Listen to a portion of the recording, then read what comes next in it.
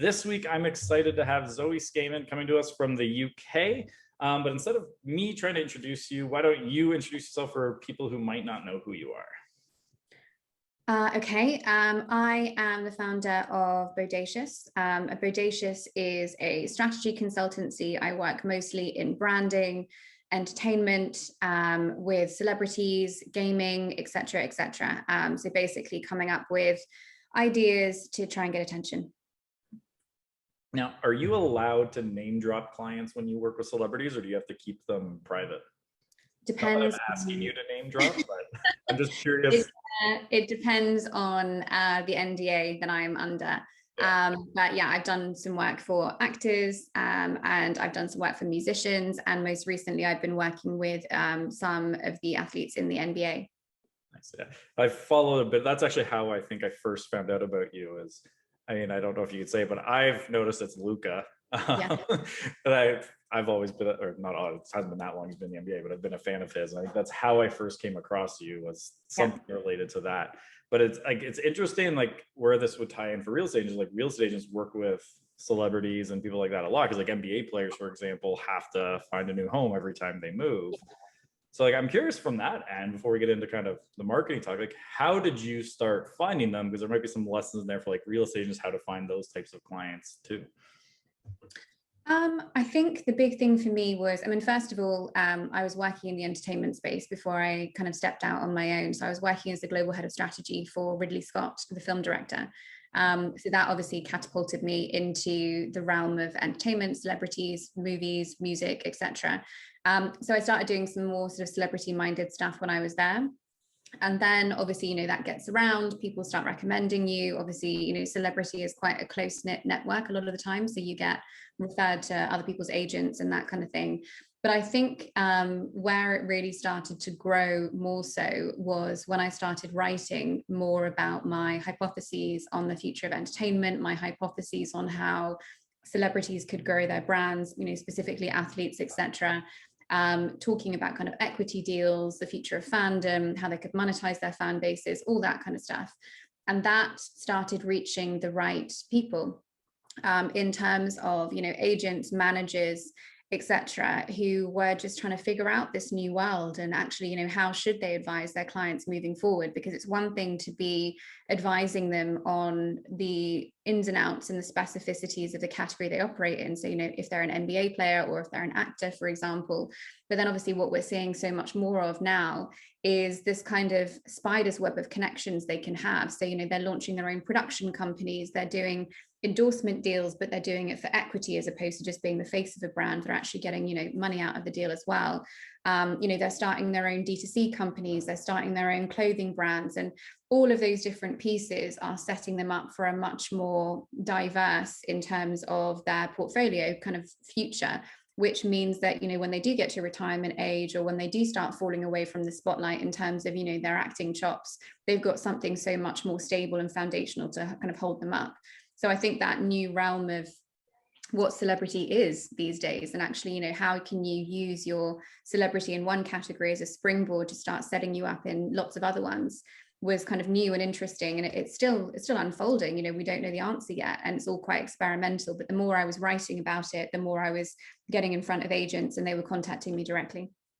I remember it was years ago. I've always been a big NBA guy, and I think it was both, like even before podcasts were even a thing.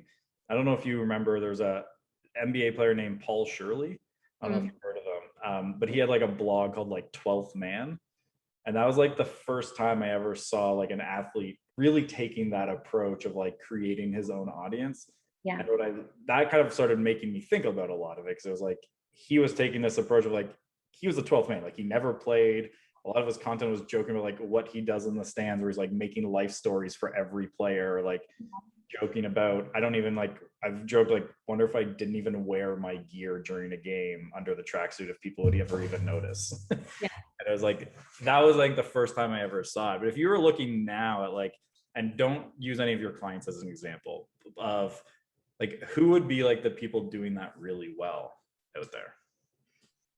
I have got a massive crush on, not kind of physically, but just in terms of his brain and how he's operating, Gigi SmithSchuster, the NFL player.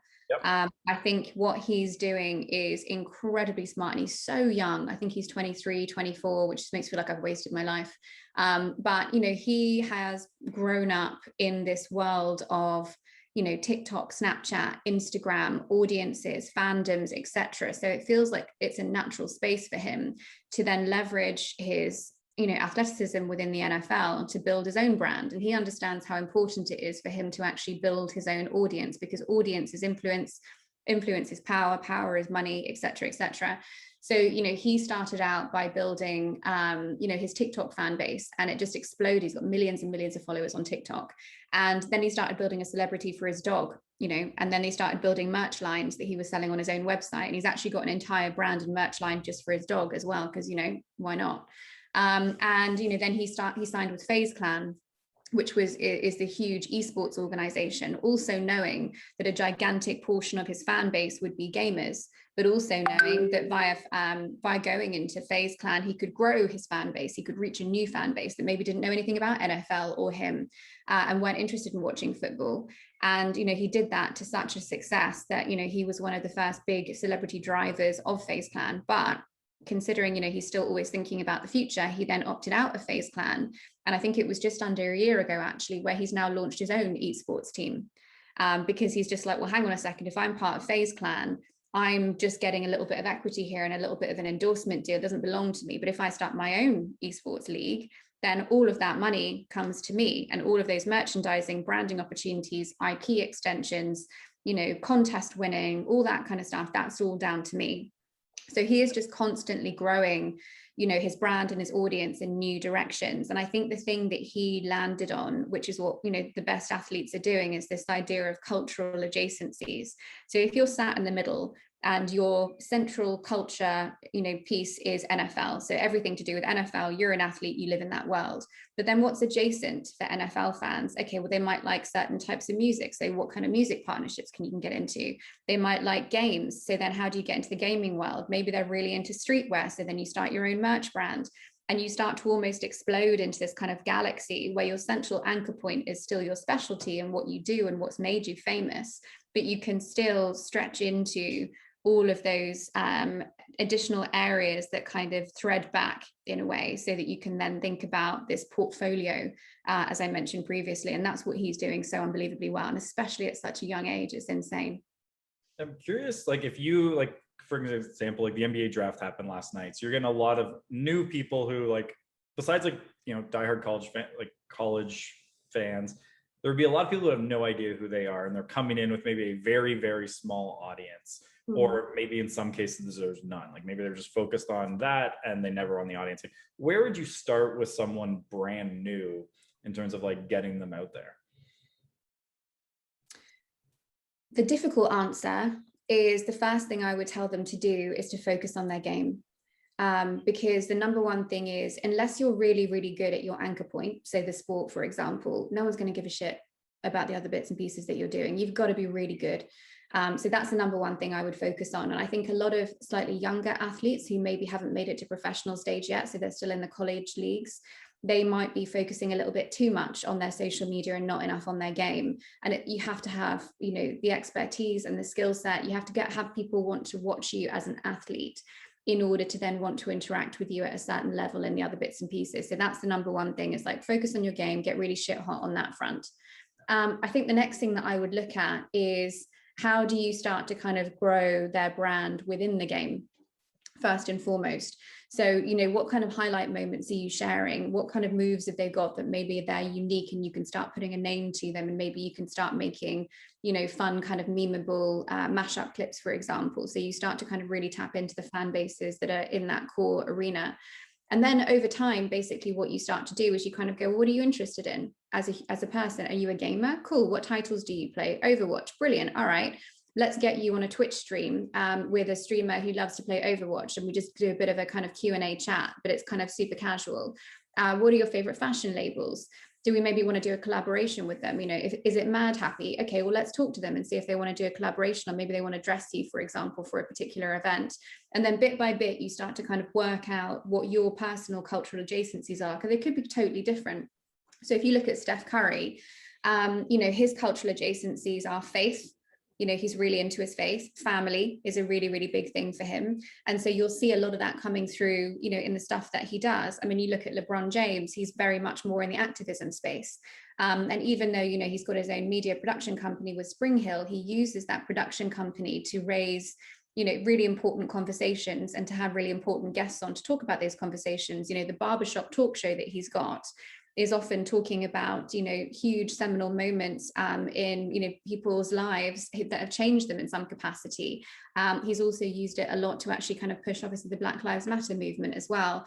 And, he's also then taken the entertainment side of things and used it to actually change real world behavior in terms of voting and all of those other bits and pieces as well. So each athlete or each celebrity has their angle.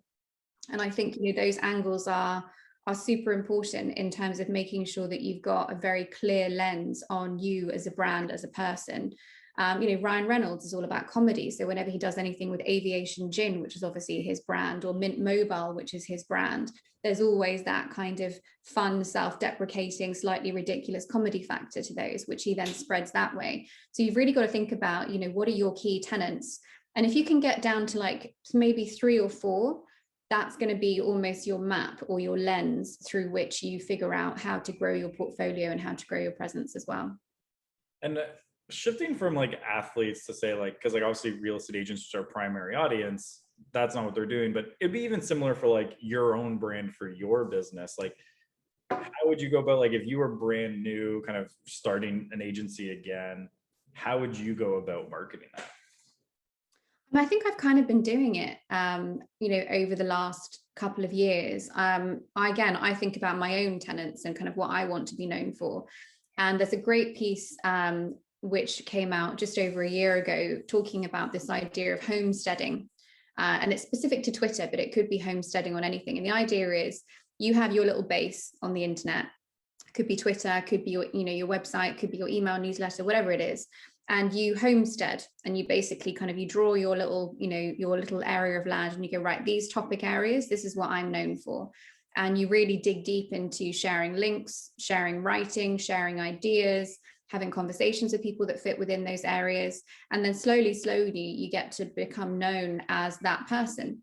So, I've become known as, the fandom person, the entertainment person, randomly, basketball person, that kind of stuff as well over time, because those have been the topic areas that I've been sharing.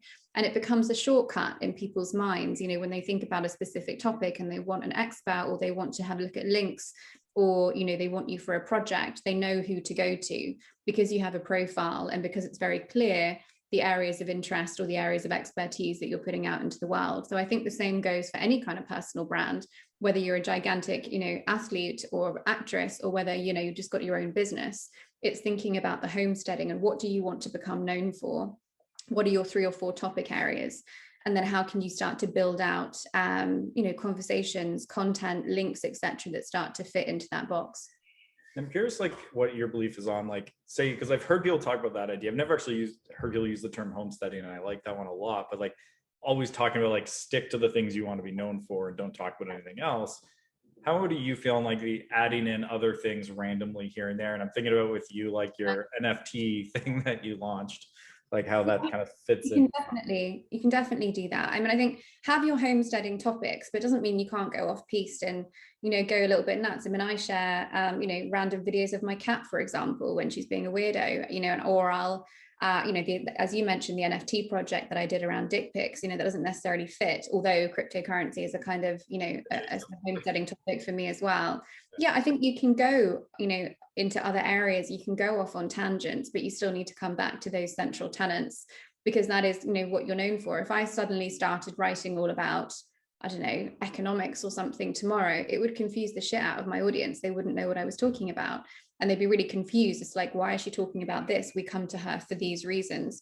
And, in a very similar vein, for stars, people like them because they tick certain boxes. They're funny, or they're self-deprecating, or they're whip smart, or they're an incredible athlete, or they're beautiful, or they're a humanitarian. There's always a shortcut in people's minds as to who they think they're interacting with. And that's the kind of thing that you need to try and create for yourself as well.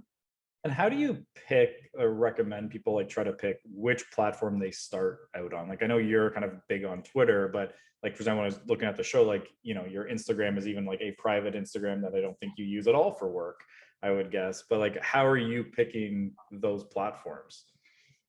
I think it depends on what type of audience you want, and what type of content you want to share. So as an example, you know, Twitter is a fantastic platform for thought leaders and the idea of kind of surfacing thinking and sharing thinking and building on thinking. So because I work in the knowledge industry and it is all about kind of ideas and how things spread and all of those different types of pieces, I felt like that was the right kind of platform for me. It also means I can have, you know, real world conversations with people or real time conversations with people. And it just felt like, you know, it was the destination where the vast majority of people that I would want to connect with would be hanging out. I think Instagram, it depends on what your business is, you know. So I think actually, you know, Instagram for real estate agents, for example, is a fantastic platform because, you know, it allows people to dream, you know, it allows people to kind of look at properties and really think about that. But I think, you know, one of the things that Instagram is underutilized for is the captions. So I used to work with a creative director years and years and years ago, and he said Instagram is a writer's medium. And at the time, I was like, what the fuck are you talking about? It's all pictures and all this kind of stuff. And he said, no, no, no, no, no, no. You can put a picture up, but the richness and the depth of Instagram can be exploited through the captions. And you can really start to craft narratives. You can educate people, you can inspire people, you can make people laugh. And the picture is almost the kind of initial thing that gets their attention, but that doesn't necessarily need to be, you know, the be all and end all. So I think that's a really interesting thing to think about. I also think, you know, IGTV on an Instagram platform is a great way to do kind of slightly longer form, you know, to camera pieces or interviews or educational things like that. Reels is a great way just to get kind of people's attention on a daily basis. So, you know, again, if you're in real estate and you're looking around a beautiful home, at the moment, what we tend to do is we tend to take kind of polished images, you know, of the kitchen or the pool or the bathrooms, and we chuck them on Instagram that way. But people want the rawness as well. They're like, walk through the kitchen. What does it look like? You know, what's the best view that maybe you can't capture with a picture? What are some kind of interesting, cool shit that you find in the kitchen that maybe that would be really selling to someone? So maybe there's a wine fridge, you know, underneath the island, for example, that people haven't seen yet, and you can kind of point that out to them. So there's just, I think the thing with Instagram is there's so many different ways to use it. And I think a lot of people don't understand that. They think there's only kind of one way to do it, which is the grid, which is absolutely not the case. And then, you know, there's other platforms as well that you can start to lean into. And again, it depends on your audience. You know, TikTok is a really interesting one. And a lot of people think that TikTok is basically a bunch of Gen Zers doing silly dance routines. And to a certain extent, it is. But, you know, one of the things that's been really interesting on TikTok is venture capitalists. I never in a million years thought that I would find VCs on TikTok, but actually there's a new breed of VCs who want to capture Gen Z eyeballs and therefore money, and therefore also kind of push their new products that they're launching to Gen Z, but they're talking to them in their language. There's a great guy who's also huge on Twitter called Turner Novak, and he basically puts these ridiculous face filters on, and he kind of has meme worthy things where he tries to dissect, you know, the performance of a company, but he does it in a really funny, kind of over the top, ridiculous way. And he's doing it deliberately because he wants to build an audience. And when he builds an audience, that means he can go to Gen Z startups and not only sell himself as a great VC and a great advisor, but also say, look, I can also promote your company to my gigantic audience on TikTok and Twitter. Therefore, I'm of more value and I should be at the top of your list for getting this deal. So it's all very well thought through. But I think, again, these platforms that we might sort of say they're not relevant to me, that just might not be the case. Yeah. Like, where would you see, because like interesting with real estate, because like obviously like Twitter's my favorite platform just to be on for a lot of the same reasons you said, but I barely post on it. For me, it's like learning from people like you. It's like I use that, and I always kind of joke that what happens on Twitter takes 2 to 4 days to make it over to Instagram and Facebook. And I can seem really smart on Facebook by sharing things I find on Twitter because I know it's not going to be there for a couple of days. Yeah. But real estate, like it's actually probably the biggest platform for real estate agents. Like, where do you like, do you do anything with Facebook? And like, where do you see the value in there? Because I know like HubSpot recently said like it's still one of the most used platforms out there. I don't use Facebook at all, but then my audience are not on Facebook. Yeah. So that's why I don't use it. But again, I think it just goes back to where your audience lives. and who you want to get in front of. And actually, you might have multiple audiences. So, you know, Turner, for example, uses Twitter to connect with big thought leaders, tech investors, you know, the likes of the you know, the A16Zs, etc., thought leaders in his space, that kind of stuff. That's one personality. And then over on TikTok, he's a completely different person. And, you know, he's trying to connect with Gen Zers so that he can kind of build a following there as well. So you can have multiple personalities, plural identities, you know, across these different platforms. And it really depends on who you're talking to and what your aim is. Yeah. I just had a question that I forgot. This happens sometimes when I'm doing shows. And then I just edit it out while I'm thinking about what the next one is. Like, I'm trying to remember what it was now. I'm still learning how to do interviews well. Okay. I love watching, like, I was watching Oprah do a couple, and every time I see her, I'm like, she really is amazing. Like, when I think about it from that aspect of like the interviewer angle, I was like, you really are a pro. Like, I would love if she did like a master class on how to interview people, because I would eat that up. Because she's great at that. I mean, I'm always also curious of like how much of that is clever editing too. Like, I think she's brilliant. It's a mixture of both, yeah. Yeah, but I'm also curious on that side of like how well the editing plays into that. I mean, sure, it adds a certain degree of polish, but I'd love to see like raw interview stuff with her too, like that behind the scenes. And actually, that brings up one I mentioned, like with content, when you're looking at people, like how much do you show of like, let's take like an athlete of like, you know, their highlights, stuff like that, versus like showing just the behind the scenes of their life? Like, what kind of mixture do you look for there? Again, I think it depends on the person and what kind of image you want to get across. I think some athletes want to be kind of raw and approachable, and a bit more direct. So, you know, Kevin Durant, for example, is famous for responding to his haters on Twitter. You know, that's a very specific way of being, whereas other athletes just step back from the fray and they don't enter into that, and it's much more polished and it's much more detached. But again, I think it really depends on the kind of persona, you know, that you want to build. And I think you have to decide what feels right to you. You know, do you want to have that kind of more polished, detached, almost kind of manicured existence, or do you want to shoot from the hip a little bit more? You know, is there a level of realness and rawness that you think really helps to put across your personality or the image that you want to build? I'm curious, like, when, and just changing topics a bit, from like a marketing perspective, is like this one we talk about with real estate a lot. Like, they have to, a lot of them come into the industry with no marketing knowledge, and really a lot of their job is marketing. Yeah. If you were to look at someone who's like brand new to doing marketing, like what would be like the core skills that, like, for me, I think like one of them would be definitely like copywriting is really important. Like, what would you feel like the core skills that someone who's new to the industry, whether that's in marketing or like a real estate agent who just needs to do it, should learn? I think nowadays you need to learn the platforms and what works on the platforms, because one thing that does not work is taking pieces of content and then repurposing them on lots of different platforms, because each of them now are so different that you can't reproduce and duplicate stuff and expect a decent result. It won't work. So, you know, if you want to build your brand on Twitter, study some of the best thought leaders on Twitter and see how they use the platform in terms of threads. When do they use images? When do they use memes? How often do they tweet? What kind of stuff do they talk about? Do they engage people in conversation, or do they just share thoughts and that's it? And that's it, it's end of. You know, if it's Instagram, think about, as I mentioned, do you just want to have a grid, or do you want to use stories more often, or do you want to use IGTV? And then how do you use captions? And again, follow people and really learn those platforms. TikTok is a whole other beast, obviously. You know, and you've got to think about how you use it for there. If you're doing email newsletters, sign up to a couple. What do you like about them? What do you not like about them? What could you learn in terms of how you set up your own ones? What about frequency? What about, you know, pictures versus text? Do you need to have a theme for each newsletter you send out? Is it just every Friday morning? You know, what kind of stuff do you share? And you need to study best practice in each of those different areas and then start to figure out how to do it. And I think, you know, sometimes when you first go into marketing, you just think, oh, just, you know, slap a bit of content and some copywriting out there and it'll be fine.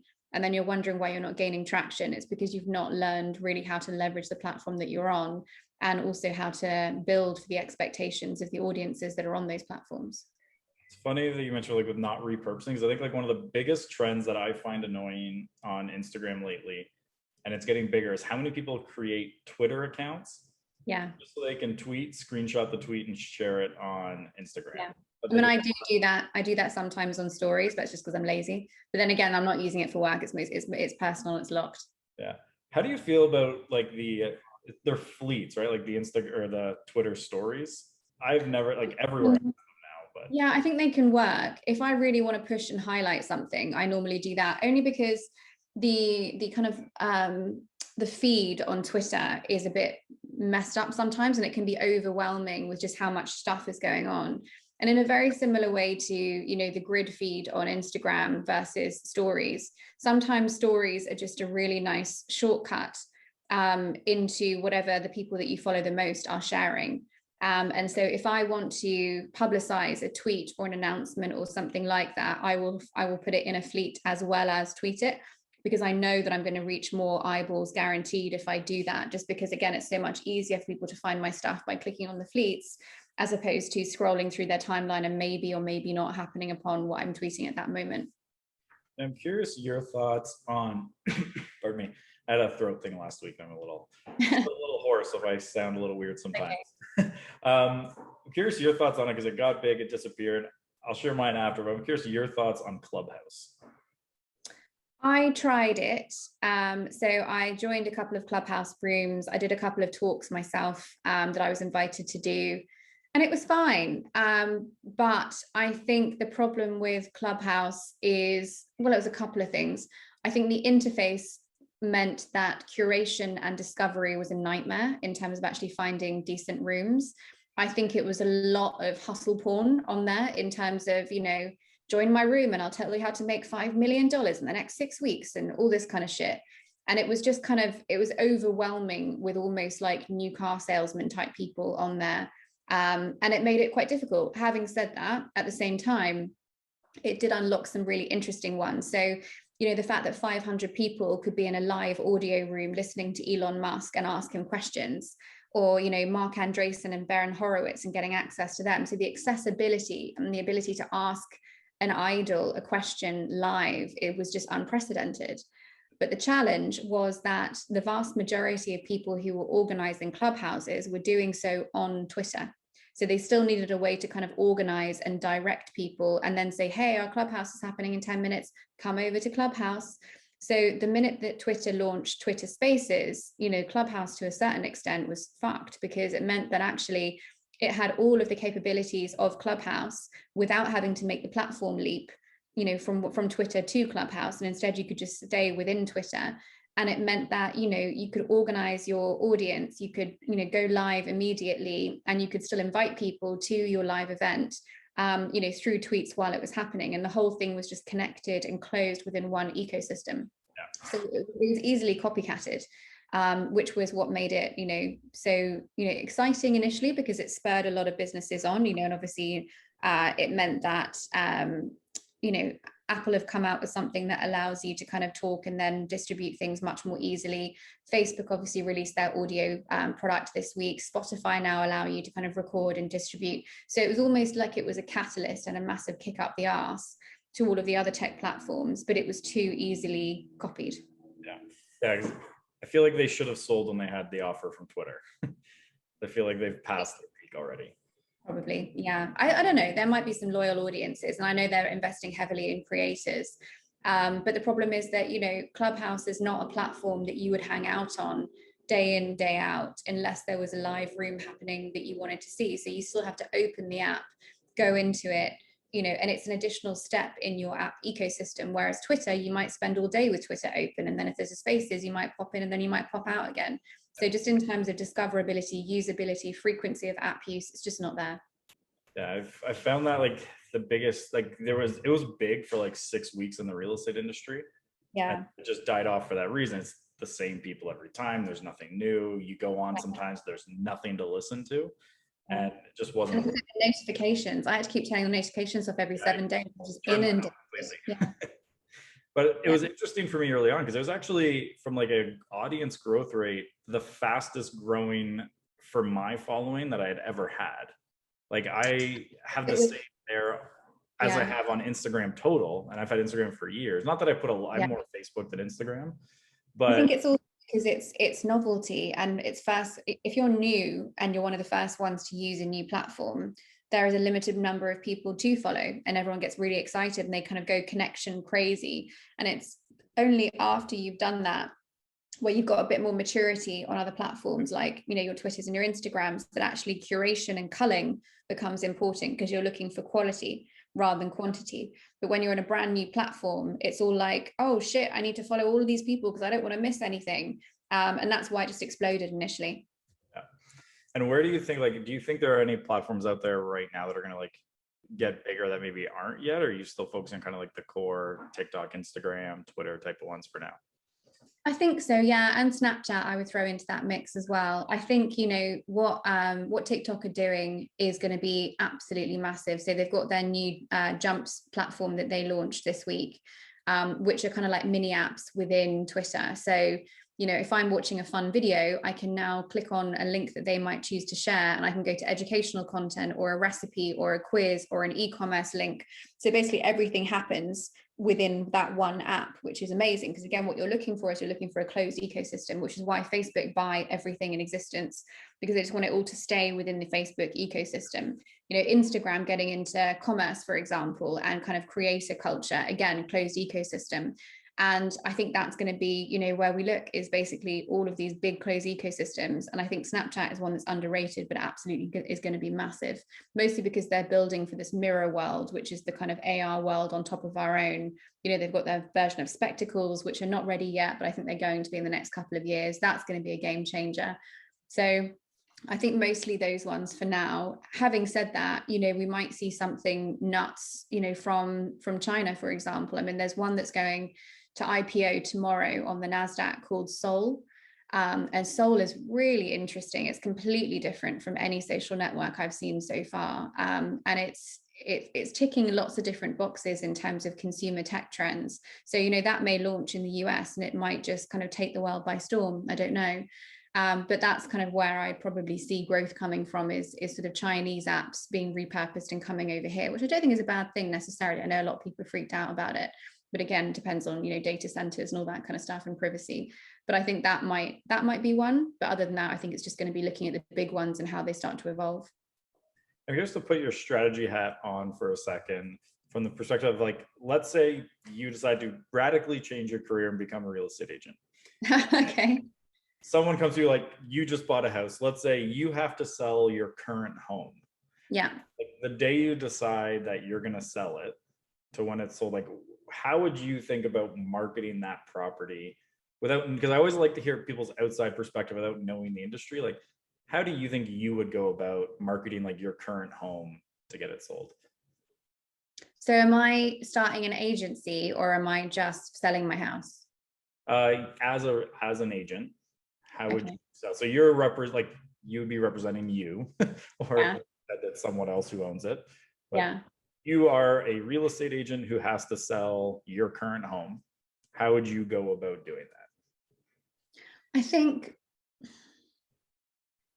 I'd heavily use Instagram, because I think, again, you know, when people are buying homes, I'm generalizing here, but if you're buying a residential property, the chances are you want to dream a little bit. You know, you're not just buying a home, you're buying a potential lifestyle that you can see yourself in. So, you know, that's why they do the whole famous thing of, you know, making coffee or baking bread or whatever. You know, when people go into homes, you're trying to sell them the life that they can imagine themselves in, you know, sitting in the kitchen at the island with their coffee in the morning, looking over, you know, the landscape, and their kids are running through the room and all that kind of shit.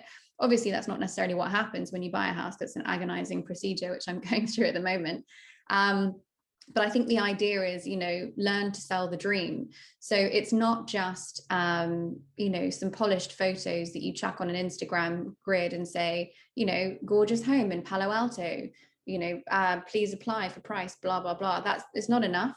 So I think you almost need to think of it as being a bit of a campaign ongoing. So rather than just one grid image, you might do that on day one, and then you might share the grid image on your stories to make sure you're reaching more people, and sort of say, you know, brand new property on the market, gorgeous home, you know, talk about some of like the ins and outs of kind of why it's so special. And then 2 days after that, maybe when you were at the property, when you were taking your photos, you did a bit of filming. and you filmed a little bit of a walk around the garden, or as I mentioned, you filmed the kitchen and some of the incredible specs that are in there that could be really exciting to people, or you filmed this incredible view out of the bathroom window that you might not have been able to capture on a normal kind of camera, or that kind of thing. And each day I would almost release a new mini kind of video and a little kind of story about what I've discovered about the house and why it's so beautiful. So you keep it in people's minds. And obviously, as we know, when a house first hits the market, the vast majority of viewings are booked in the first kind of week or so, or maybe less. So what you really need to do is you need to like go really hard in the first week. And it's not enough, as I said, just to put the photos up on the grid and leave it at that, unless you've got a spectacular house, obviously. But that idea of just sharing a little bit of content every single day on your stories. So it might be kitchen one day, garden the next day, something else the next day, or it could just be a couple of little photos that you've taken that are not in the official brochure.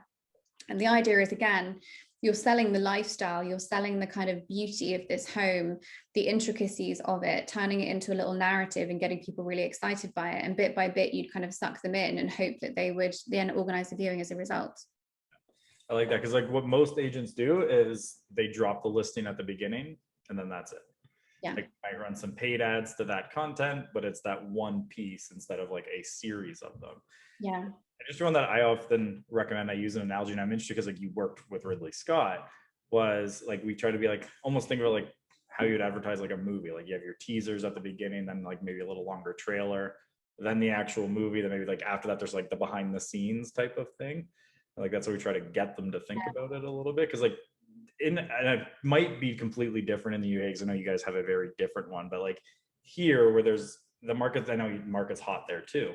But here, one of the things is like you sign, like say you signed it, like say I'm an agent, your home's in Canada and I'm going to sell it. I will sign you as a client today, but it might say, let's go live on the market next week. So for a week, I have like complete access to market it where no one else can get to it. So like do like a coming soon, like teaser, like trailer type of thing. Then exactly. I think you don't have to show the house. You could just show some of the best bits and then cut it together. And there are really easy tools. So there's an app called Splice, which you can get. So basically, if you did a couple of videos on your phone, you can go into Splice and you basically just chuck all of the videos into Splice. Splice will organize it into a fully cut video. And then you just put a music track over the top of it and you're done. That's easy. And there's loads of tools like that. That's just the one that I tend to use.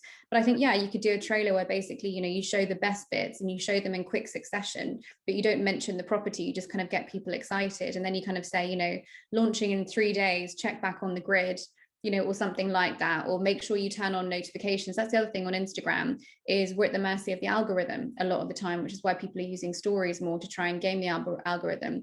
But if you want people to make sure that they're always notified when you drop a new property, you can use the trailers and the teaser and the coming soon to say to them, go to my profile and turn your notifications on. And ideally you want as many of your audience followers to turn notifications on as possible, because that's going to be beneficial to you. It's like having a little email doorbell, which essentially tells people when you've got a new piece of content up. But I think there's so many ways to think about it. But I think, try and get as much content as you possibly can from a property. And then, as I said, think about it as a sort of campaign or a story arc over the course of 7 days. And that's what you're aiming for. I like that. And then I forgot my other question because I was listening to you talk. So I have to remember what that is. Only got a couple minutes left. I'm trying to remember. So actually, here's another one I'm curious about. So if you had to sell your home, like say hypothetically, instead of moving in, you decide, I'm just going to sell it and move back to London. Yeah. How would you go about finding an agent to sell your home? I think, I've not sold one for years and years and years, but I think, obviously price is an important factor, but the way that I would want to think about selling my home is I would want to have a look at the kind of properties that they represented, because I would be making an assumption that the kind of properties they represented would then give me access to a certain type of clientele that tend to come to them. So, there is a couple of estate agents in the UK that are known for very upmarket properties. So there's one called Knight Frank, there's one called Stratton Parker, and they are very slick, very beautiful homes. And so to a degree, you almost want your property to be included in their stable, because it means that you're probably likely to get a certain clientele that have got a bit more money. You're going to be represented in a way that is very glossy. You're going to have, making sure that they maintain their reputation means that they're going to do the job very well. They're probably going to be more expensive, and we know that. But I think that's probably what I would be looking for, is someone that I think could give me access to the right kind of audience and could basically represent my property in the way that I saw fit.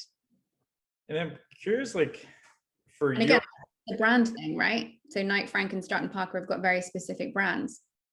And we've talked to a lot of like agents about like niching down, finding that like niche of people to work with. Like, when we're thinking like at your business, like how did you decide like this is the niche? Like, it was just kind of like a natural progression from your career, or how much it was like you intentionally being like, okay, like I want to work with MBA people and kind of chase that a bit? None of it really. I think it's almost been like a kind of accidental evolution to where I am now, and who knows where I'm going to be in 2 years' time. But it's almost been just stuff that I've been interested in and rabbit holes that I've fallen down. I've then started writing about it, and then writing about it, as I said, has brought it to the right eyeballs, and the right eyeballs has then brought me the right work. So it's almost like a strange structured coincidence, I guess. So, it's almost like whatever I'm putting out into the world is also what I'm getting back. And that's kind of how I've built the current positioning for Bodacious. And is it like, are you a one person shop and then you like hire out other people, or how do you? Yeah, so it's basically me, and then I'll pull in creative teams, other thinkers, producers, directors, etc., as and when I need them. But I find it better that way, because it means that I can kind of create and disband expert teams for the right jobs at the right moment. So it's almost like an Avengers Assemble type of thing. But then when I'm done, I don't have the pressure of finding the next project to pay, the bills and the salaries, and I don't have any overheads, and I don't have to worry about pensions and, all that kind of stuff as well, which is, a gigantic pain in the ass, to be honest. I think what happens in that situation is it puts pressure on you to get work, any work, and then you start to dilute what it is that you focus on. And who would be like your absolute ideal client? I think I've got them, to be honest. I think, I've got a kind of dream roster at the moment of like some of the best gaming studios, athletes, celebrities, huge tech brands, fashion brands, creator economy. I've got a new crypto client, which is super exciting. So all of the areas that I want to work in, I feel like I've pretty much hit them. And I think I just hope it continues. And if someone in real estate had the budget to work with you, one, would you be open to real estate, and how would they get a hold of you? I don't think real estate is my area, I'll be honest. I don't think I know enough about the space. And I think, the areas of expertise that I have, it would be a bit of a stretch to try and then kind of turn that into real estate knowledge. But yeah, I think, if people want to follow me, or if they have questions, or if they want to get a hold of me, then Twitter is definitely the best place. It's just at Zoe Scaman. And I am actually doing a couple of talks and courses at the moment for people within personal branding. So talking about actually how to build your own brand. And I'm being obviously paid for that, which is great. So if anybody wants that kind of stuff or that kind of expertise, then happy to chat about that. If you have